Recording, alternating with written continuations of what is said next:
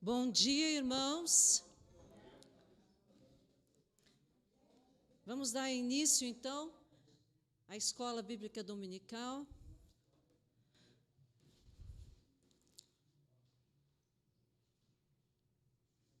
Bom dia a todos.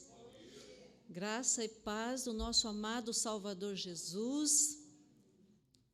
É um privilégio muito grande que nós temos, pois hoje é o primeiro dia da semana, né? Domingo é o primeiro dia da semana, e nós temos oportunidade de juntos estudarmos a palavra de Deus, iniciarmos então a semana aprendendo a palavra de Deus, porque ela é viva e ela é eficaz.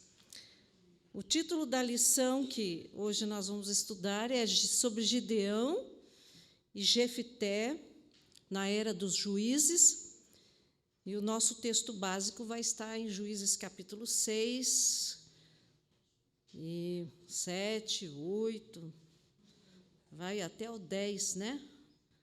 Então, é um texto bem longo aí que nós temos que percorrer.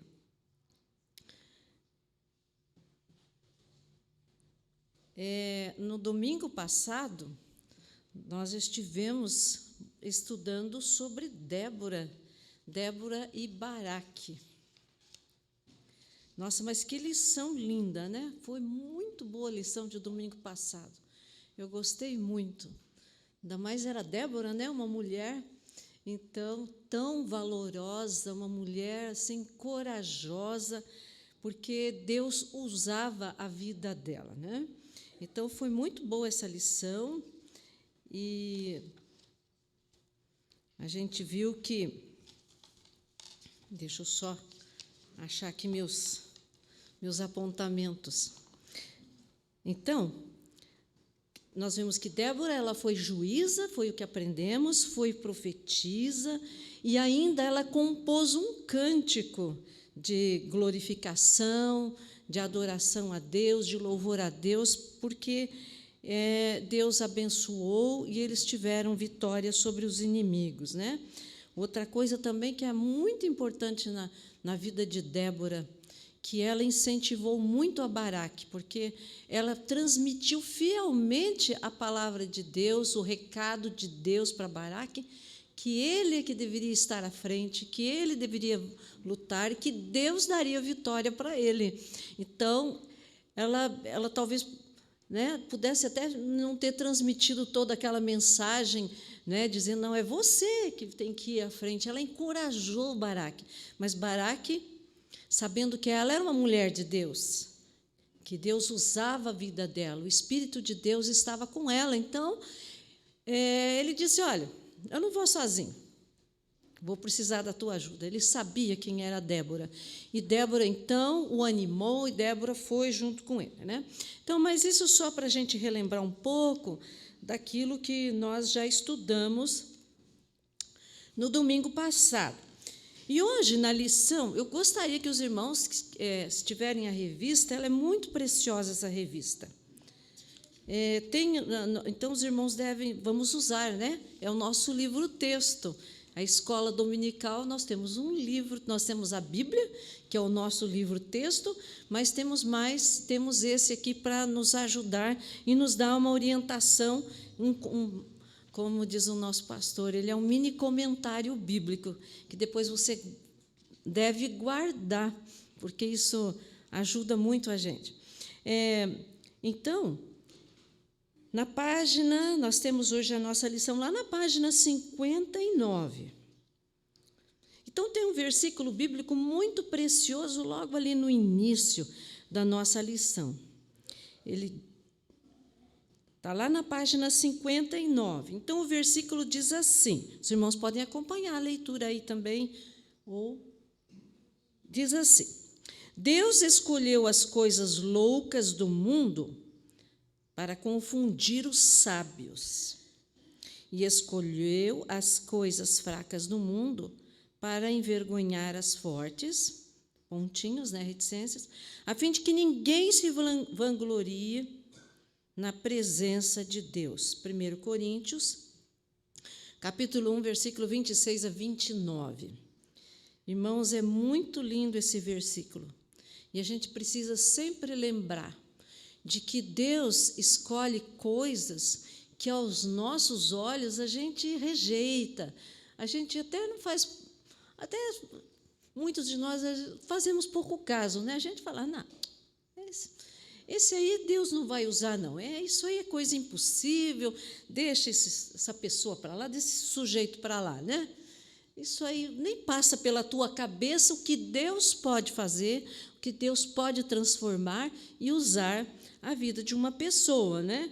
Então, aquilo que a gente não valoriza muito é daquilo onde você menos espera que Deus possa usar, é ali Deus vai usar aquilo que para nós, né, não tem muito sentido, aliás, não tem sentido nenhum, é uma coisa, né, que nós nem ligamos muito, não damos atenção. Então, Deus vai escolher aquilo e Ele vai usar, porque Deus é Deus, Ele capacita e Ele usa quem Ele quer, da forma que Ele quer. E os nossos dois personagens hoje, então, é Gideão e Jefté. O nome Gideão significa lenhador, ele era um agricultor, um homem simples, né? E quando Deus o escolheu, Juízes capítulo 6, versículo 15, ali diz que Gideão falou, meu Senhor, mas eu vou livrar Israel, né? Família pobre em Manassés, eu sou o menor da casa do meu pai, quer dizer, aquilo que não tem importância nenhuma, ele achou aquilo impossível, né? Mas Deus escolheu Gideão para libertar Israel. É sobre a vida dele que nós vamos discorrer. E também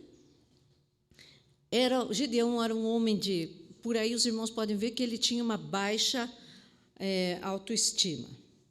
Depois também Jefté, outra pessoa.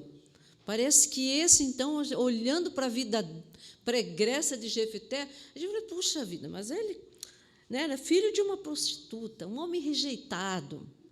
Ele se misturou com outros rapazes, pessoas, homens, né, de má índole. E diz o texto, né, diz que ele foi assim, ele foi um homem que andava com pessoas perversas, pessoas de maus costumes, roubava, era um tipo de cangaceiro. Puxa, mas Deus usou Jefté?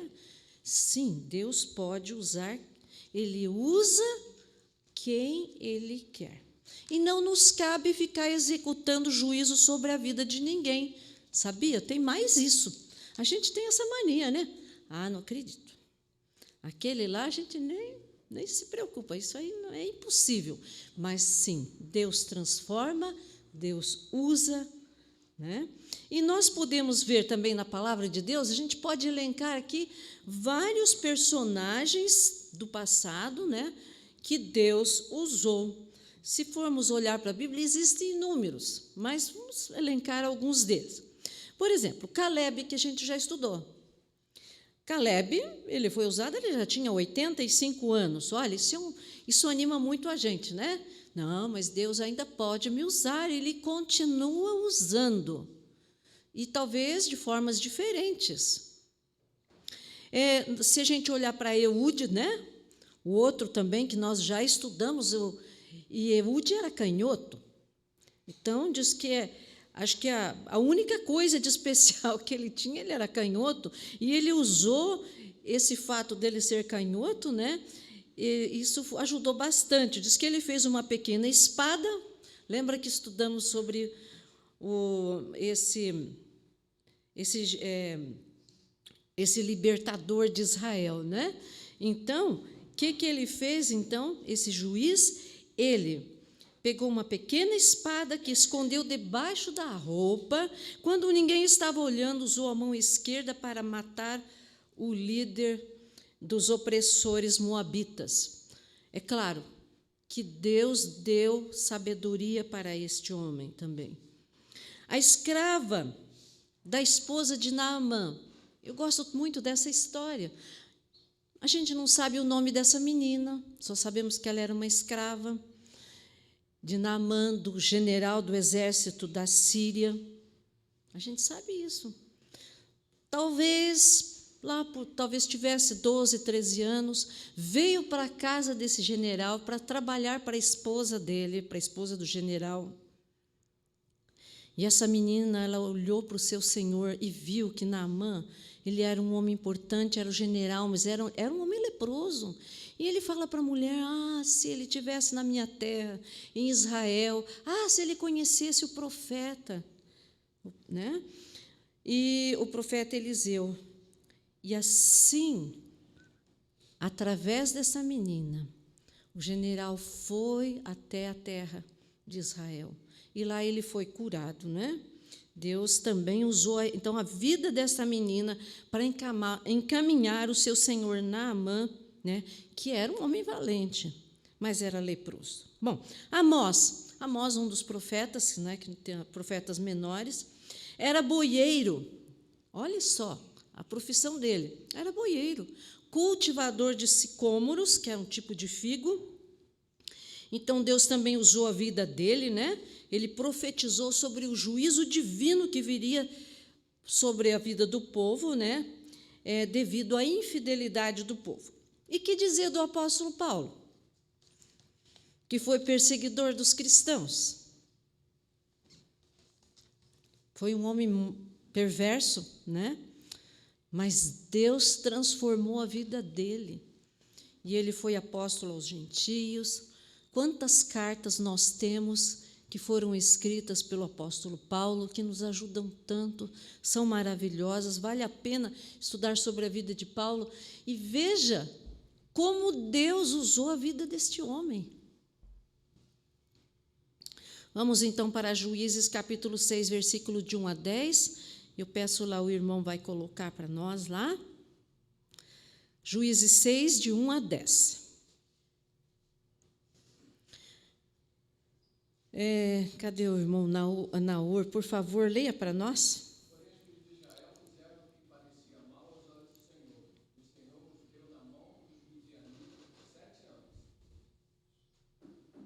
Pode ler até o 10.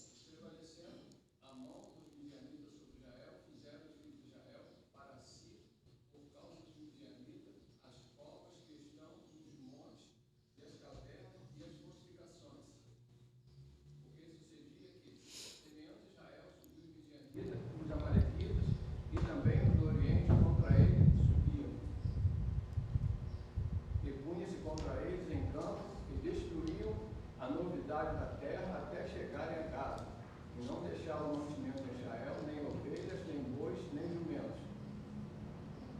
Porque sabia com seus gados e tendas, subia com seus gados e tendas, vinham como gafanhotos, e tanta multidão que não se podia contar, nem a eles, nem os seus camelos, e entravam na terra para destruir. Assim Israel empobreceu muito pela presença dos midianitas. Então os filhos de Israel clamaram ao Senhor. E sucedeu que, clamando os filhos de Israel ao Senhor por causa dos midianitas, enviou o Senhor um profeta aos filhos de Israel e lhe disse: Assim diz o Senhor, Deus de Israel: Do Egito eu vos fiz subir e vos tirei da casa de servidão. Eu os livrei da mão dos egípcios e da mão de todos quantos vos oprimiam, e os expeli de diante de vós, e vos dei a sua terra. E vos disse: Eu sou o Senhor, vosso Deus, não temais aos deuses dos amorreus, em cuja terra habitais, mas não deste ouvido à minha voz. Ok, obrigada, irmão. Vamos imaginar que um grupo de vizinhos tenham combinado de fazer uma horta num terreno baldio. Eu já vi muito dessas hortas aqui em Curitiba, talvez vocês conheçam. Eu conheci uma pessoa que ele gostava muito de trabalhar a terra, então ele reuniu lá os vizinhos e tinha uma horta bonita. Olha, tinha muita coisa nessa horta. Então vamos imaginar, né? Um vizinho vai lá, planta, e todos os vizinhos ajudam, faz uma escala, um vai lá para né, tem uma escala durante determinado dia, um vai lá molhar as plantas, o outro ajuda contribuindo com sementes, cuidando, né, todo mundo de olho ali cuidando. Então, todo mundo trabalha, né, para que haja uma boa produção. Mas tem umas pessoas perversas que moram aí pela região, e essas pessoas, elas não têm uma horta. E talvez elas fiquem até com inveja, né? Fala, mas não, e lá tem tanta coisa boa, né? E vão lá uma noite e tira tudo que tem lá de produção, né? Tira a cebolinha, tira a alface, tira a abóbora, tira, enfim, vão recolhendo e ainda com raiva vão lá e pisoteiam toda a terra e olha, e jogam lixo. Pensa nisso, tá bom? Vão imaginando essas coisas comigo. Era coisa semelhante que estava acontecendo também, né, com os israelitas. Eles estavam enfrentando isso. Olha que situação, né? Os inimigos vinham, né, roubavam, né, os inimigos eram os midianitas, vinham, roubavam toda a produção, carregavam os animais, né? E era uma coisa terrível, e isso era ano após ano. Cada vez que a produção estava bonita, assim, eles iam lá e, né, recolhiam tudo e acabavam com tudo, né? E o povo de Deus, então, os israelitas tiveram que até fugir para os montes, né, para se esconder dos seus inimigos. Gente, 7 anos. Durante 7 anos isso aí acontecendo. Deus permitiu que os midianitas, foi permissão de Deus, que os midianitas e os seus aliados devastassem a terra, que mana leite e mel, deixando o povo na extrema pobreza. É duro, né? Pensar que Deus, a terra era para eles, mas por causa da desobediência do seu povo, porque eles esqueceram-se de Deus, eles esqueceram da aliança que Deus tinha feito com eles, se misturaram, né? Aquele povo, aderiram os seus costumes. Então, quando estava próxima da 8ª invasão, aí os israelitas começaram a lembrar de Deus. Acho que um falava para o outro, a gente não está fazendo aquilo que Deus pediu, nós não estamos honrando aquela aliança que Deus fez, e sempre tem gente, lembra do que Deus fez lá no Egito, lembra da aliança que Deus estabeleceu com o seu povo. Então, alguém sempre dizia, é por isso que isso está acontecendo conosco. Então, Deus vai enviar, então, Deus lembrou-se, né, ouviu o clamor do povo, e Deus, então, envia o profeta Gideão, né, e ele lembrou sobre quem era o verdadeiro e o único Deus, né, e relembra o povo que Deus cuidou deles no passado, e assim eles tinham esquecido de toda essa aliança, né, abandonaram os caminhos de Deus. Em Juízes capítulo 6, versículo 8 e 10, nós vamos encontrar isso daí, que o irmão acabou de ler há pouco, né? E então foi por isso que estava acontecendo tudo aquilo com eles, né? Porque eles estavam servindo a outros deuses. Eles tinham abandonado os deuses, aliás, Deus, o Deus verdadeiro, e estavam servindo os deuses da terra. Vamos trazer um pouco agora essa lição para o nosso dia, e a gente diz assim, não, mas nós não somos igual ao povo de Israel. Não, nós não temos ídolos, nós não temos Baal, nós não temos Baalins, nós não temos os Astarote, nós não temos nada disso. Não, lá em casa não tem, a gente não tem altar para Deus nenhum. Mas aquilo que a gente coloca aqui como mais importante no lugar de Deus, aquilo se torna um ídolo. Então, nós temos que vigiar. Eu gosto muito de um texto que está em Isaías 42, versículo 8. Dá uma olhada lá, irmãos, em Isaías. É bom a gente olhar isso daí. Serve até para a gente evangelizar. Quando a gente quer falar sobre a questão da idolatria, né? Diz assim, eu sou o Senhor, este é meu nome, a minha glória a outrem não darei, nem o meu louvor às imagens de escultura. Tá, não temos imagens de escultura, mas se você colocar outra coisa, dando glória, dando louvor, dando prioridade àquilo mais do que a Deus, então isso se torna idolatria. E veja que isso é sério, né? Vamos continuar. Vamos ver mais lições que podemos aprender, então. Até agora, nós podemos aprender o seguinte, que Deus é longânimo, Deus é misericordioso, mas também Ele é justiça, não podemos esquecer disso, né? Então, durante esse estudo do livro de Juízes, a gente tem visto que era um caos, foi um caos aquele período, mas a gente vê também a bondade, a misericórdia de Deus, né? Então, Deus levantava o que? Juízes para salvar Israel das mãos inimigas. Havia daí um período de paz, enquanto o juiz governava. Daí, um pouquinho, o povo tornava a cair em desobediência novamente, né? Esquecendo-se da aliança que Deus tinha feito com o seu povo. Em Juízes, a gente não vai ler, mas em Juízes capítulo 2, versículo 19, nós vamos encontrar isso registrado, né? Que o juiz falecia e o povo voltava a fazer novamente aquilo que não era da vontade de Deus. Então, Israel quebrava a aliança. Deus não tem compromisso, uma lição.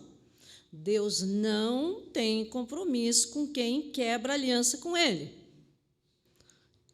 Quebramos a aliança, não estamos andando em desobediência, nós vamos sofrer as consequências dos nossos erros, porque nós somos filhos de Deus.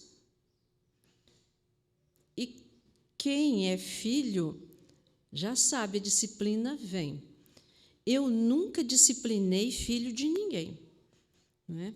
Assim, nunca usei a disciplina que eu usei com os meus filhos, eu nunca usei, né? Mas nós somos, aqueles que são filhos de Deus, Deus disciplina. Então, aqueles que não são filhos de Deus, Deus não vai, a disciplina não vem como vem para nós, né? Vamos olhar em Hebreus, capítulo 12, versículos 6 a 7. Pode ler para nós, irmão Joel? Isso, 12, de 6 a 7. O que ama e açoita qualquer que recebe por filho. Se suportarmos correções, Deus vos trata como filho, porque filho há a quem o pai não corrige. Obrigada, irmão. Provérbios 3, de 11 a 12. Desculpe, eu não sei o seu nome, irmão. André, por favor, André, pode ler para nós? Filho meu, não rejeites a correção do Senhor, nem te enojes com a sua repreensão.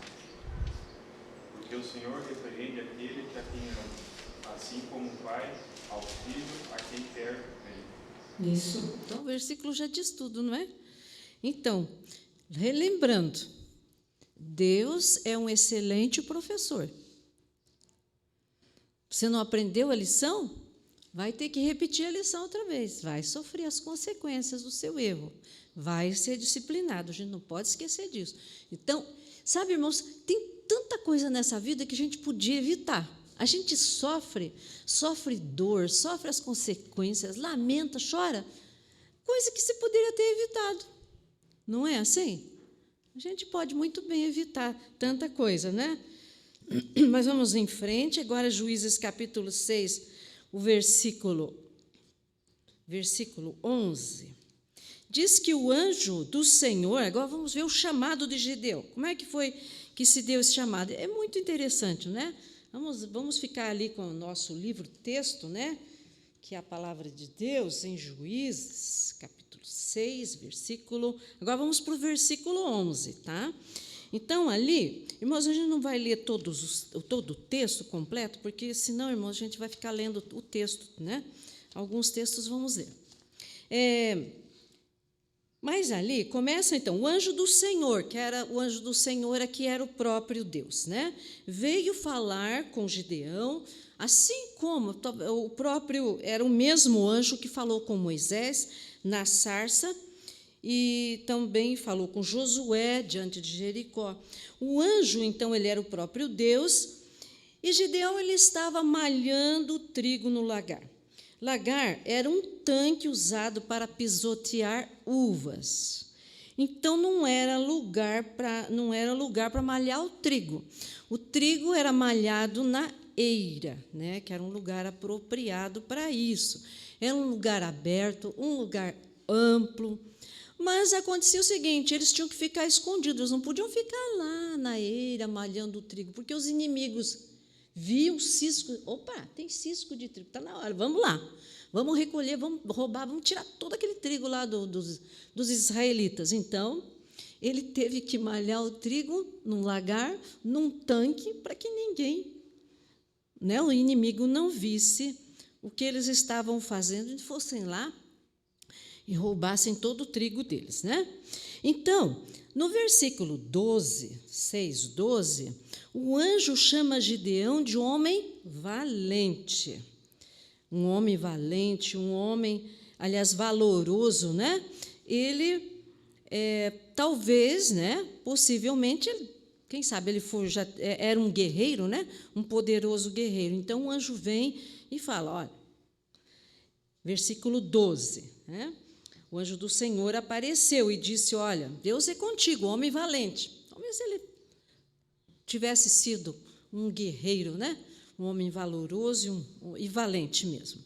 Então, na conversa que Gideão teve com o anjo, conforme agora o versículo 13, pode ir seguindo lá.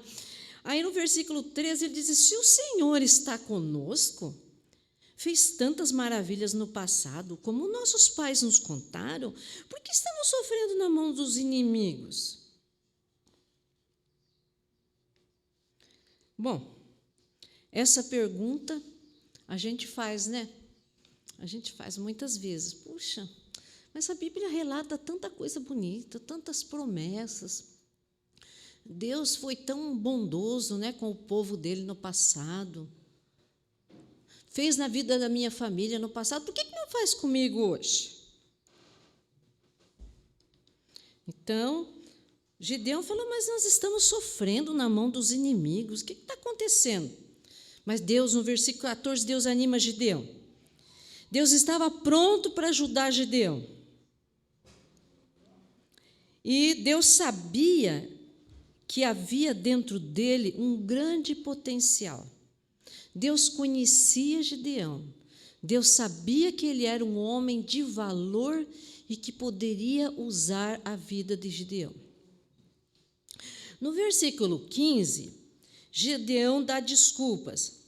Mas a minha família é a mais pobre, né? É mais pobre em Manassés, uma família sem qualquer destaque, sem qualquer relevância na minha sociedade. Então, ele começou a conversar com Deus assim. Aí o anjo respondeu, mas já que eu estou contigo, ferirás os medianitas como se fossem um só homem. Então, no versículos 17 a 21, embora Gideão fosse um servo de Deus, ele precisava de garantias de que era, de fato, o Senhor que o chamava para este serviço. Então, o anjo do Senhor confirmou a convocação de Gideão, fazendo com que o fogo consumisse de forma milagrosa a forma que ele havia preparado ao Senhor. Então, Gideão preparou lá uma oferta. Ele quis agradar o anjo e fez um holocausto, e da rocha, e o anjo do Senhor tocou naquela rocha, saiu fogo, pronto, ele entendeu que ali havia realmente a presença de Deus, né? Ele ficou até preocupado, né? Falou, puxa, agora eu vi Deus, né? Eu posso morrer.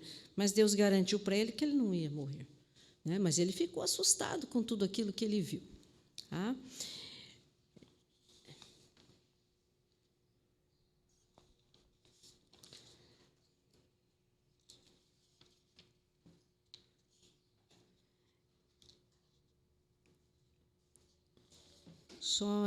Só deixa eu ver aqui, irmãos, os meus apontamentos aqui, que acho que eu já me perdi aqui. Ok? Nós estamos lá no versículo 5. Tá. Tá. Agora eu já me achei. Obrigada. Então, Gideão, ele teve prova de que realmente era o Senhor que estava falando com ele, né? Isso é chamado de teofania, né? Essa manifestação visível do próprio Deus no Antigo Testamento é chamado de teofania. Vamos ver a obediência de Gideão. Bom, a primeira coisa que Deus, vamos ver como que Deus obedeceu, como Gideão manifestou a sua obediência, né? Deus disse para ele assim: olha, você vai destruir o altar de Baal que pertencia ao seu pai.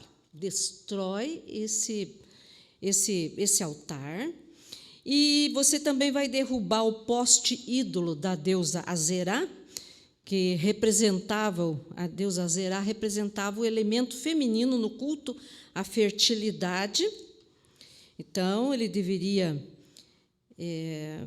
pegar esse poste, a madeira desse poste ídolo, que era também feito de tronco de árvore, que ele deveria construir um altar ao Senhor, né? Ele devia queimar aquela madeira, ele ia queimar aquela madeira para fazer o fogo, né? Para usar no altar ao Senhor. E Gideão, então, ele fez isso de noite. Ele ficou com medo, né? Ele pensou, bom, os habitantes da cidade vêm em cima de mim. Imagine só, ali era o lugar onde o povo ia adorar a Baal. Ali estava o poste ídolo, que era para culto a deusa Azerá. Imagine só. Então, ele falou, o negócio, eu vou de noite, acabo com tudo isso. Mas, logo de manhã, os homens da cidade viram um altar destruído. E, logo, eles já concluíram que era Gideão. E que ele deveria morrer como consequência do que havia feito.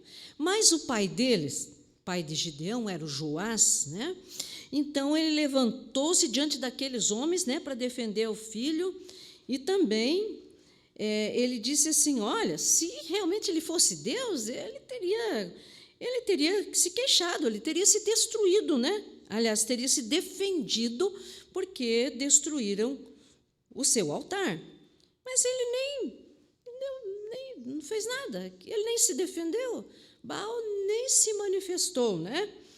Então, ao cumprir a missão que lhe foi proposta por Deus, então a gente vê aí que Gideão foi fiel. Outra coisa importante que a gente vê aí é que Joás, o seu pai, né, que era adorador do deus Baal, então a fé de Gideão foi restaurada no Deus verdadeiro. Então, a gente vê o seguinte, que Joás, o pai dele, tinha tudo para se revoltar contra o filho, né? Mas como que você fez um negócio desse?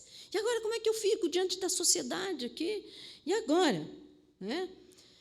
Mas Joás não se irou. E outra coisa que também o anjo tinha dito para ele, que era para ele usar o segundo boi do pai.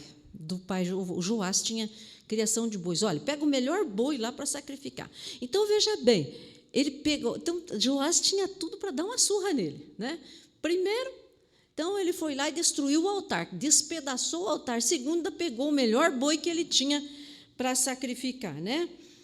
Então, usou o poste ídolo como lenha, e, nossa, quer dizer, tinha motivos de sobra para criar uma confusão bem grande aí com o seu filho Gideão.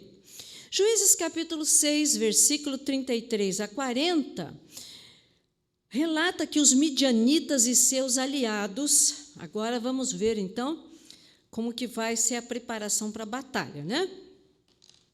Juízes capítulo 6, versículo 33 a 40, diz o seguinte, relata que os midianitas e seus aliados, né, eles tinham mais de 135 mil homens. Vamos ler Juízes capítulo 8, eu peço ao irmão lá que coloque o texto, Juízes 8, versículo 10. Nós temos o relato lá. Um irmão, vamos pedir a quem agora? Cleci, você consegue ler para nós aí o versículo 10? Lê para nós, por favor. Estavam, pois, Zeba e Salmuna e Cacor, e os seus exércitos com eles, uns 15.000 homens, todos ficaram do exército dos filhos do Oriente, e os que caíram foram 120.000 homens que arrancavam a espada. Ok. Alguém lê o capítulo 7, versículo 12, por favor? E os medianitas e amalequitas e todos os filhos do Oriente jaziam no vale como gafanhotos em multidão, e eram inumeráveis os seus camelos, como a areia que há na praia do mar em multidão. Ok, obrigada. Então, esses deslocaram, né? Eles foram para o vale de Jezreel, né? Esses 135.000 homens, e Deus então concedeu a Gideão sabedoria e poder de que ele precisava. É interessante a estratégia que ele utilizou. Gideão, ele tocou a trombeta na cidade, né, na sua cidade natal, e depois ele foi seguido pelos homens de Abiezer. A reforma que Gideão fez na cidade deixou o povo indignado, né? Já aquela reforma, né, derrubou aquelas coisas lá, o poste ídolo, despedaçou o altar, o deus Baal, então o povo já estava revoltado, né? Então, mas Gideão então envia mensageiros para todas as partes da sua tribo, que era Manassés, bem como para as tribos vizinhas de Azer, Zebulon e Naftali. Assim, 32.000 homens receberam a convocação de Gideão. Quanto que tinha no inimigo lá? 135.000. E agora, Gideão, 32.000 homens. E agora? Que chance teria? Né? Então, e além dos inúmeros, além de muita gente, que dizem que era um número tão grande como se fosse gafanhotos, pronto para devastar tudo. E eles ainda tinham camelos, né? O inimigo, eu fico pensando, mas camelo, né? Mas parece que camelo vai tão devagar, né? Mas esse povo ali, eles sabiam montar, né? Ele tinha uma rapidez, mobilidade no campo de batalha. Bom, então, se a gente olhar para esse número, né? Os Israel, 32.000, e contra os 135.000 dos inimigos, então, a derrota era certa. Mas o Deus Jeová estava ao lado deles. Por isso, a vitória era certa. Mas Gideão ainda abrigava dúvidas no seu coração. Ele falou, mas será mesmo que é para a gente fazer essa batalha? Aí vem... nós vamos ver, então, que ele pediu provas, né, para Deus, né, e ele ainda pensava... Puxa, mas tanta gente capacitada, agora eu, né, um lenhador, agora eu vou ter que lutar, né? Mas então ele pensou, eu vou pedir mais 2 sinais para Deus. E pediu. É interessante, vamos ler Juízes capítulo 6, versículo 36 a 40. Vale a pena a gente ler esse texto aí. Juízes capítulo 6, versículo 36 a 40. Agora acho que é a Rafaela, né? Acertei, né, Rafaela? Você pode nos ajudar, por favor? Lendo versículos 36 a 40, sobre os sinais que ele pediu para Deus. E disse Gideão a Deus, se has de livrar Israel por minha mão, como tens dito, eis que eu porei um velo de lã na eira, se o orvalho estiver somente no veio, e a secura sobre toda a terra, então conhecerei que há de livrar Israel por minha mão, como tens dito. E assim sucedeu, porque ao outro dia se levantou de madrugada e apertou o veio, e do orvalho e do orvalho do velo espremeu uma taça cheia de água. E disse Gideão a Deus, não se acenda contra mim a tua ira. Se ainda falar só esta vez, rogo-te que só esta vez faça prova com o velo. Rogo-te que só no velo haja secura, e toda a terra haja orvalho. E naquela noite, pois só no novelo havia secura e sobre toda a terra havia orvalho. Ok. Obrigada, então. Então, os irmãos viram ali a história, né? Ele pega um novelo de lã, né? Eu entendi que é lã ali, né? O que eles fazem? Então, ele pede, olha, então, 2 sinais. Primeiro sinal, ele encharcou a lã, né? O novelo lá, de lã, e ela ficou, ele pediu que se ela tivesse, então, a lã tinha que ficar bem encharcada e a terra toda seca. Muito bem. Aconteceu, né? Então, a gente sabe que isso aconteceu. Ele levantou de manhã, foi lá, e ele viu, então, que a lã estava muito encharcada de água, e tudo seco. Aí ele pediu o contrário. Aí ele falou, Senhor, mas mais uma vez, né? Deus é um Deus paciente, né? Mas chega, já tem tanta prova, né? Mas ele, mais uma vez, Deus, quero saber se realmente... a fé estava em falha ali, né? Mas eu faria a mesma coisa, né? Imagina enfrentar um exército, né? Então, agora ele pede o contrário, que a terra ficasse encharcada, né? Ficasse toda molhada, e o novelo ficasse seco. Tá? Então, aconteceu da mesma forma que ele pediu. Isso aconteceu. Agora, veja uma coisa. Olha a bondade de Deus. Eu sempre gosto de dizer, né, que Deus faz coisas que superam as nossas expectativas. Assim tem acontecido comigo, por isso que eu digo, né? Deus deu outra prova. Aí agora Deus falou, não, eu vou dar mais uma prova para ele. Aí Deus mandou Gideão e seu auxiliar descerem de noite ao acampamento do inimigo. O inimigo estava lá acampado, todo mundo dormindo, né? Mas tinha um dos sentinelas, né, no acampamento do inimigo, contou o seguinte sonho para o colega. Olhem lá em Juízes. Irmãos, eu não sei aqui, eu esqueci de anotar o versículo, mas dá uma olhada. Já achei. 7 de 13 a 14. Alguém lê para mim aí, 13 e 14. 7, 13 e 14. Vamos ver o sonho que veio confirmar, enfim, que era realmente para ele se lançar em batalha.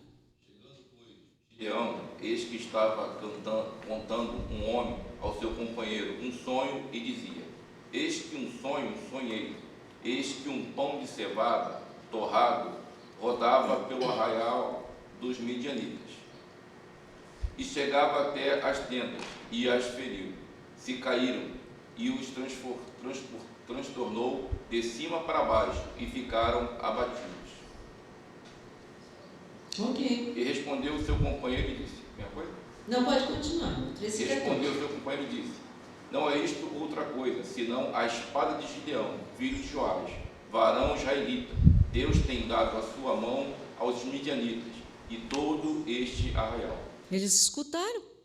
Pronto, tá? O negócio era ir para a batalha, né? Não tinha mais conversa, né?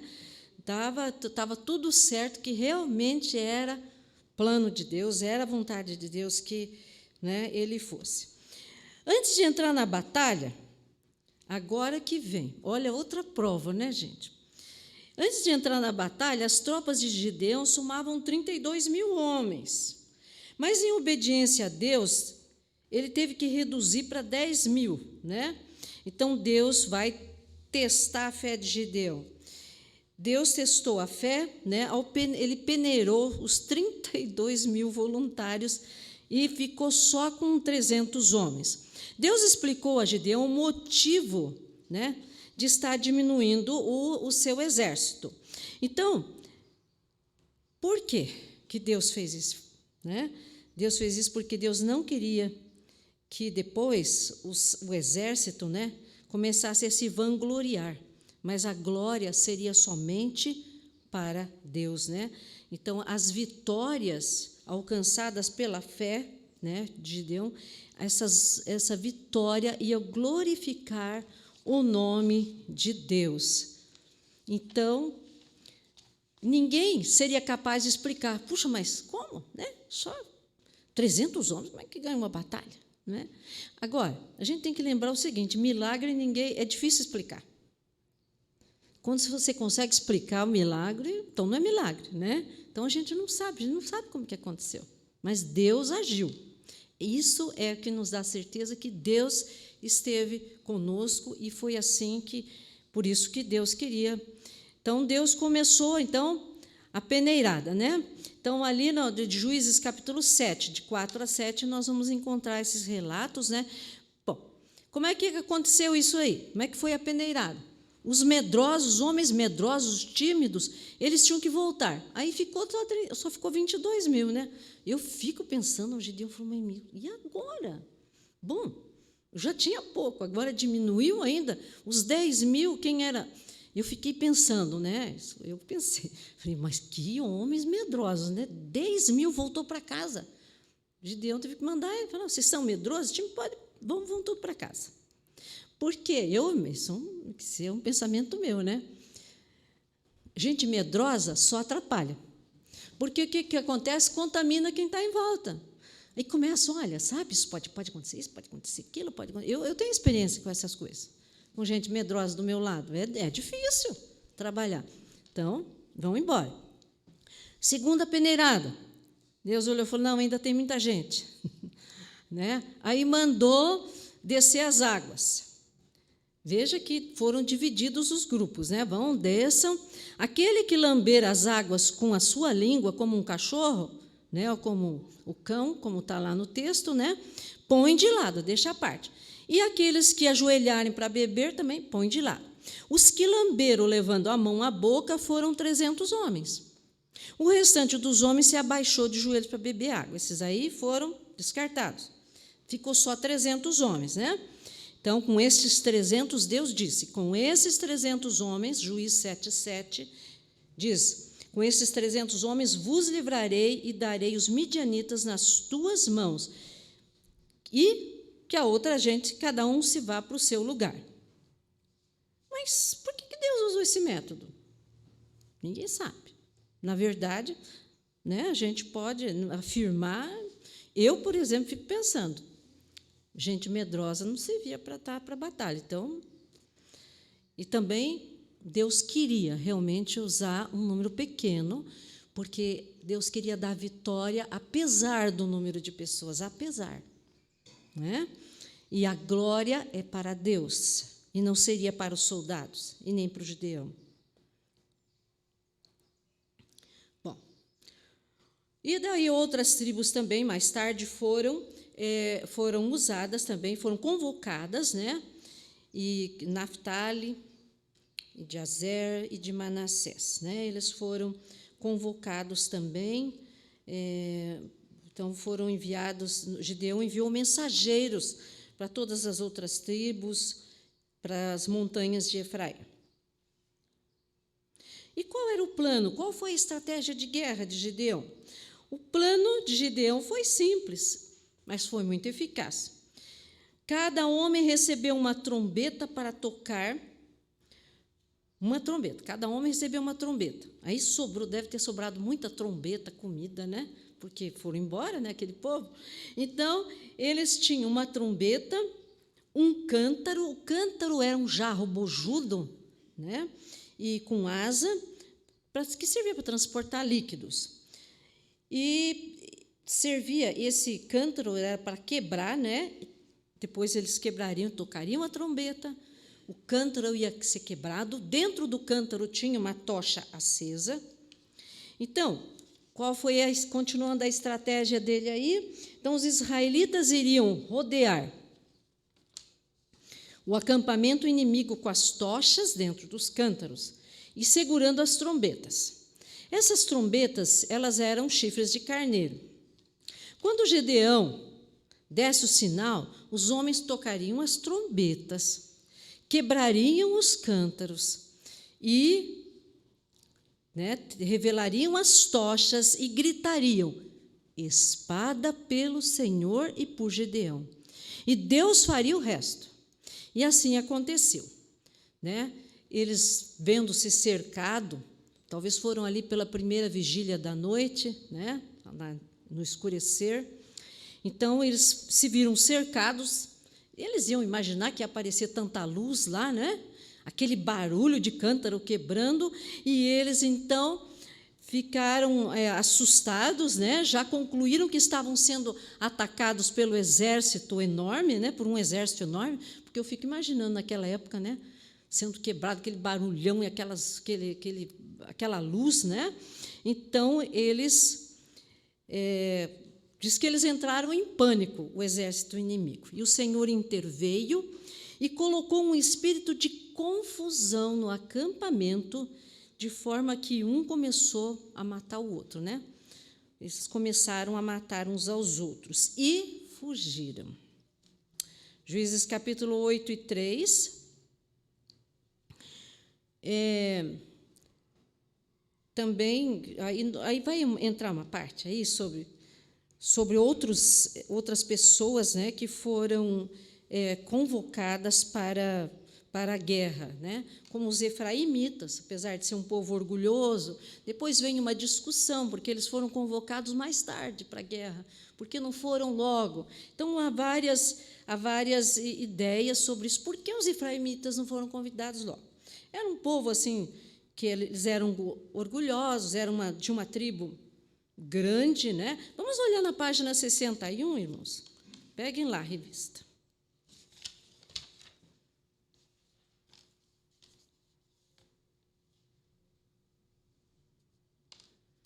Na página 61, nós temos o relato aí, que diz que os de Efraim mataram os 2 líderes midianitas, mas brigaram com Gideão, porque falaram: mas por que você não nos chamou antes? Mas Gideão, com a sabedoria de Deus, com paciência, né, disse para eles: bom, se vocês, né, vocês conseguiram, olha, Deus entregou na mão de vocês os príncipes midianitas, Oreb e Zeebe, que pude eu fazer comparável ao que vocês fizeram? Olha só, né? A forma, ele foi humilde, né? Então, falar-lhes com esta palavra, abradou-se-lhes a ira com eles, né? Irmãos, depois, aí, terminando aí sobre Gideão, vai falar sobre éfode, né? A éfode que o Gideão fez. Ele pediu ofertas de ouro e fez uma éfode, né? Aí, na página 61, fala sobre isso. E essa éfode, que era uma espécie de uma estola usada pelo sacerdote, e a do sumo sacerdote continha pedras chamadas urim e tumim. Eu não vou entrar nesse detalhe, irmãos, porque nosso tempo não dá para a gente entrar em detalhes. Mas só que, infelizmente, é para a gente aprender que os servos de Deus também têm falhas, né? O povo, em vez de olhar para aquela estola sacerdotal e lembrar, né, daquilo que Deus tinha feito por eles, né, porque eles foram vitoriosos na batalha, né? Olhar porque, sabe, por que realmente porque Gideão fez aquilo? Ele tinha, né? Com toda certeza, eu sei que ele tinha boas intenções, ele fez o melhor, mas o povo levou para outro lado. O povo diz, infelizmente, eu já estou na página 62, infelizmente, os israelitas infelizmente, para os israelitas, veio a ser um objeto de idolatria, como aconteceu com a serpente de bronze que Deus mandou fazer. E o Jefté, vamos para outro Gideão lá, né? Esse Jefté, então, pobre, coitado desse homem, né? Não era, ele sofreu bastante, porque ele era filho de Gileade. Agora, na página 62, nós temos aí outro, que Deus usou, outro juiz, né? Que Deus também usou. Esse homem, ele era filho de uma prostituta, então, o pai dele se chamava Gileade, e ele não foi aceito pelos seus meio-irmãos, né, porque ficaram com raiva de Jefté, porque, claro, ele ia também ser o herdeiro, né, das riquezas do seu pai, Então, eles não quiseram, né, saber do seu irmão, né? Desprezaram Jefté, e ele saiu, né, começou a andar pela terra com pessoas que não eram de boa índole, homens perversos, e começaram a roubar, né? Então era um sério problema, né, na família, então ele saiu. Mas o povo da cidade conhecia Jefté, né, e sabia que ele era um homem valente, né, que poderia ser de grande valia.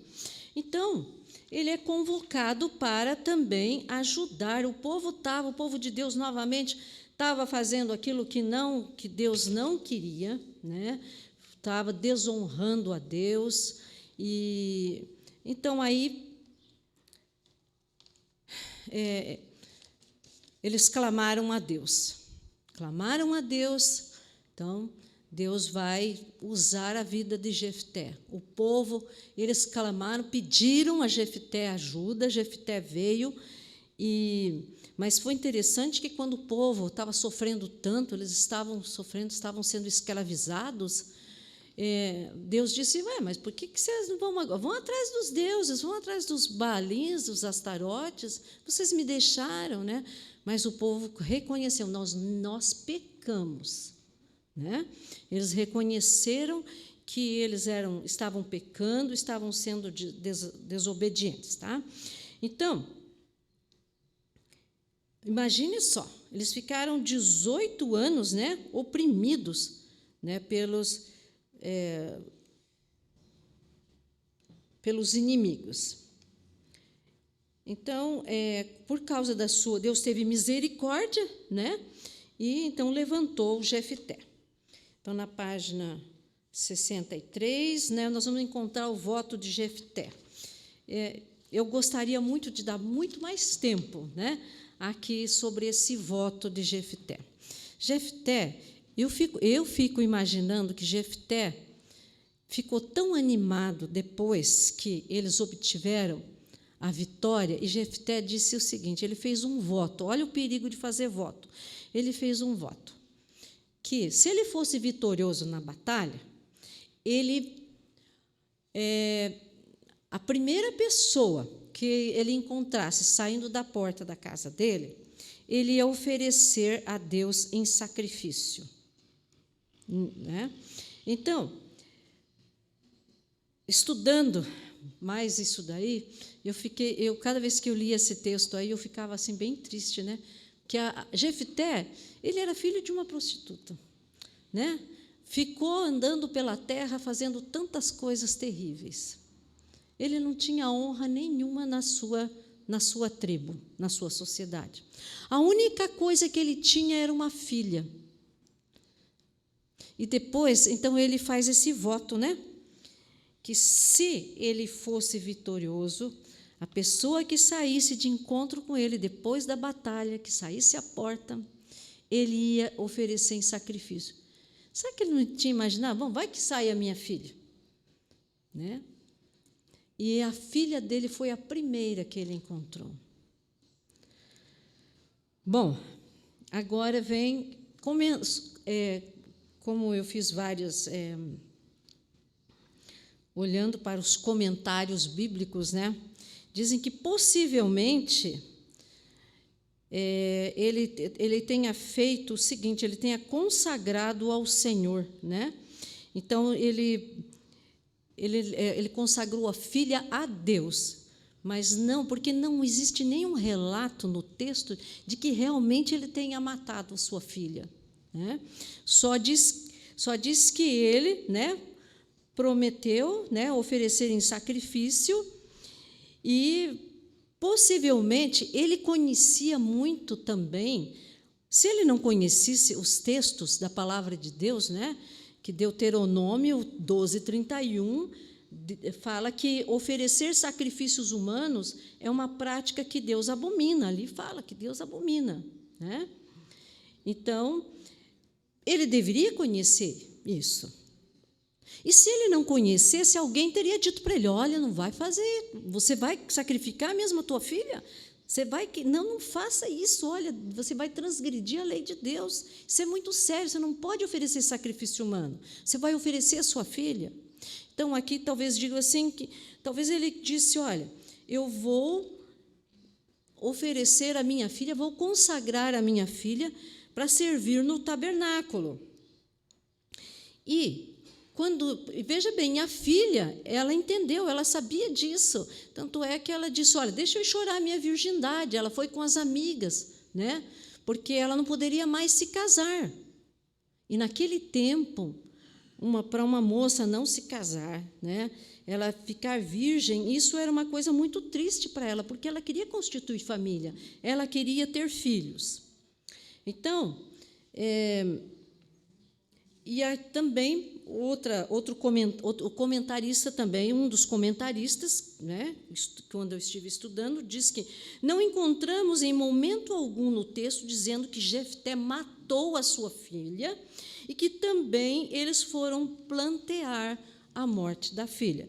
Então, conclusão é que realmente ele não tenha matado a sua filha, mas consagrar a filha, levar para o tabernáculo, né?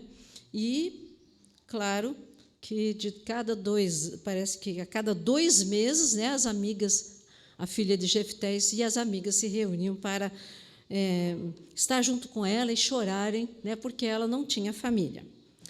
Concluindo, então, irmãos,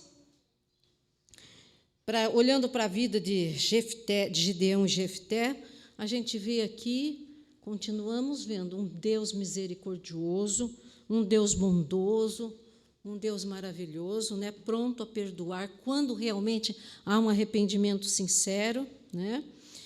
E eu gosto muito do texto que tem em Romanos, capítulo 5, versículo 20.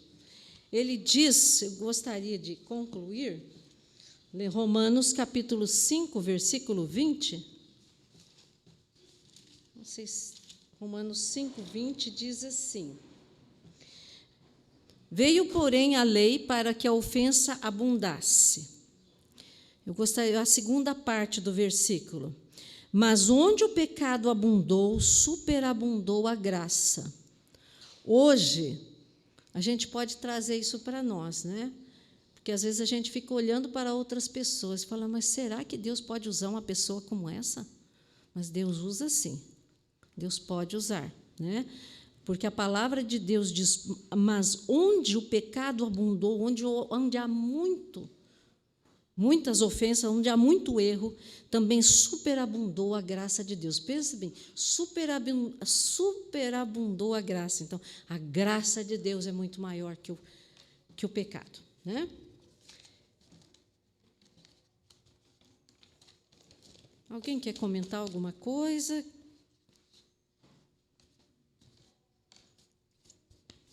Irmão Naor, tem alguma coisa que talvez seja relevante? Eu sei que há muita coisa que a gente não consegue. Interessante que a gente nota no texto, lá em Gideão, interessante, é que algumas coisas que a gente precisa aprender, né? Gideão, quando faz a sua convocação, nós entendemos que Deus mandou que fosse, a providência será de Deus.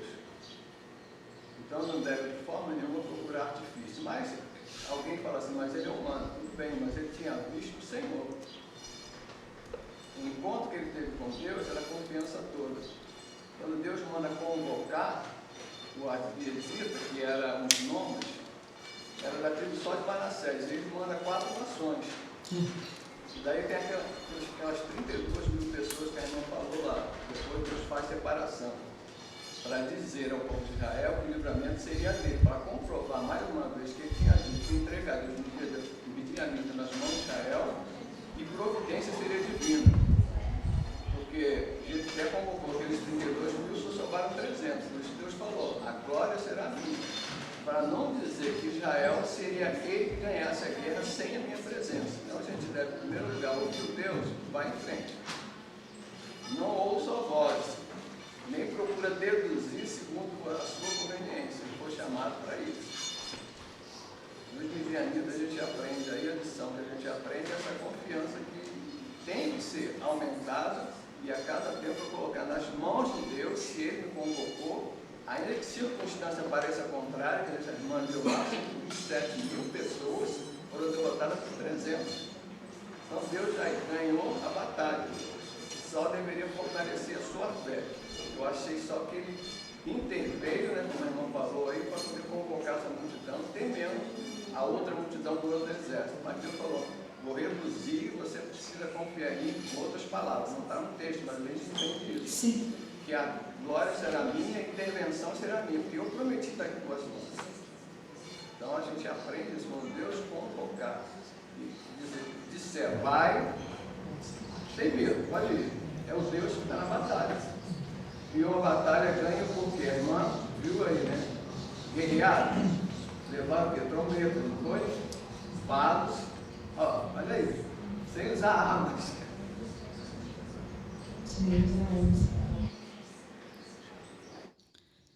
Obrigado, irmão. Mais algum irmão?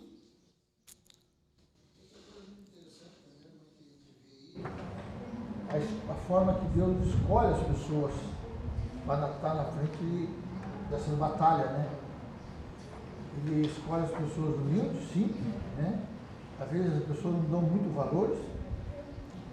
E você vê que Deus faz as coisas para confundir a cabeça dos sábios, Deus, né?